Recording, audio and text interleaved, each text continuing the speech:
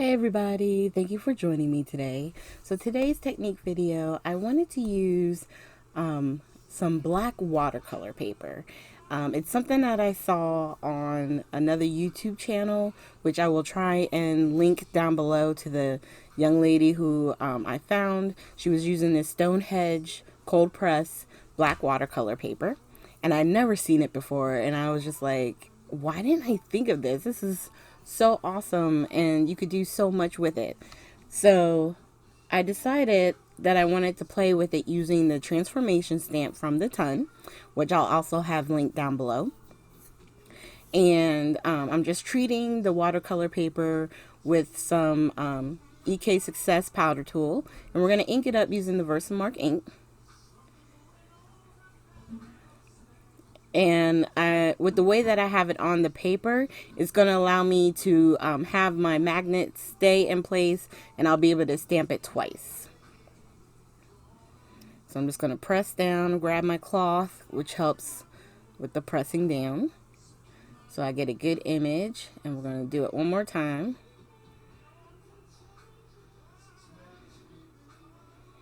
And just ink that up real quick.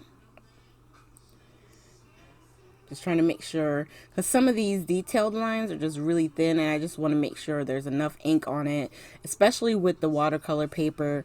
Even though it's cold pressed and it's actually on the more smoother side, watercolor paper has texture no matter which ones you get. And so you just want to make sure that you have it secure and can definitely do the multiple stamping, so that way you know you got full coverage. And then I'm just putting some gold embossing powder all over the image. So with this black watercolor paper, obviously certain watercolors won't really work, because if they're too translucent, it's just going to blend right into the paper. So you have to be mindful of what exactly you're using as far as your color medium. The young lady's video that I saw, she used, I think it's called ganache. And so I got some so that way I can try the technique myself. But my friend Beatrice suggested that I try the metallic paints from Prima. So I'm like, okay. So I'm heating up the embossing powder, so that way it has really nice shine, and the final product, even with the watercolor painting over the gold, once it dries back, the gold does stand out. So I'm just going to heat this up, make sure it's completely melted, tilt it on the side to make sure that you haven't missed any elements or any spots on it. And then after giving it a few seconds, I'm just going to rub the extra powder off of the cardstock. And then we'll start coloring. Now, once I have this stamped out, which I'm going to zoom in so that way you can see some of the coloring more up close. These are the metallic accents from Prima. I was using this, you can see like the gold has like a little hold in it, because at the time I was using this mostly for the gold colors, but with doing this, I decided to obviously branch out. So I'm gonna put some water in the blue, the pink, and the green, and that's gonna be the primarily what I'm coloring on the card with. So we got the flowers, the one I'm doing here, and then the 3 other in the smaller size I'm going to color in the pink, and then the other style of flower I'm going to color in blue. And I'm going to let the music play just so that you can watch as I color it through, and then I'll come back towards the end.